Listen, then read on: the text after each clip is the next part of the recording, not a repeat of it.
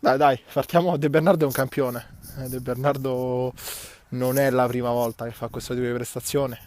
Ci ha abituato per noi poi appassionati, soprattutto per la Lega, a prestazioni simili.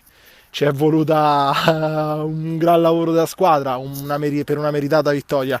Abbiamo tenuto il campo per tutti i 50 minuti. La squadra l'ho vista oggi bene, determinata. Volevamo iniziare bene un ciclo terribile, che è quello che poi ci aspetta. Il calendario ci ha riservato una sequenza veramente da far tremare i polsi, ma la Colbert non tremano. Noi vogliamo giocarcela, abbiamo fatto qualche errore durante il nostro percorso, come tutte le squadre.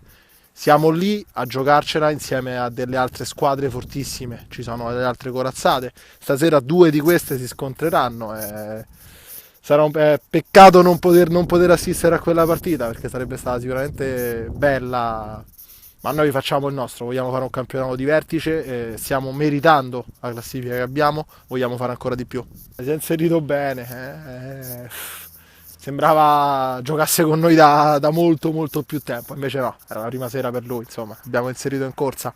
Sarà un rinforzo numerico, come avevamo detto, alla rosa per Mister Carboni, poi sarà a lui valutare. Insomma, oggi avevamo fuori qualche pedina, diciamo, importante, c'era fuori Panta, c'era fuori Tiziano, Galassi, sono pedine importanti. Mancava Manuel Opara.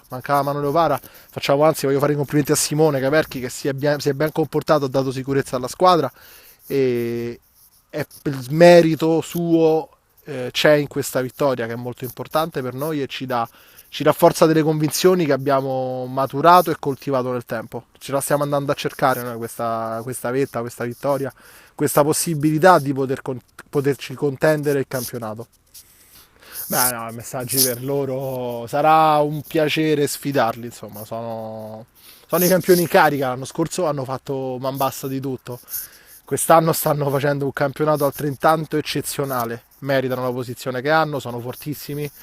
È una squadra che, a parte qualche piccola battuta a vuoto che ha avuto, poi come tutte, è una squadra veramente che ha tutte le carte in regola per vincere il titolo. E ripeto, noi vogliamo contenderci quel titolo, vogliamo cercare di giocarcelo fino all'ultimo minuto dell'ultima gara di questo campionato. La Colbert ci sarà.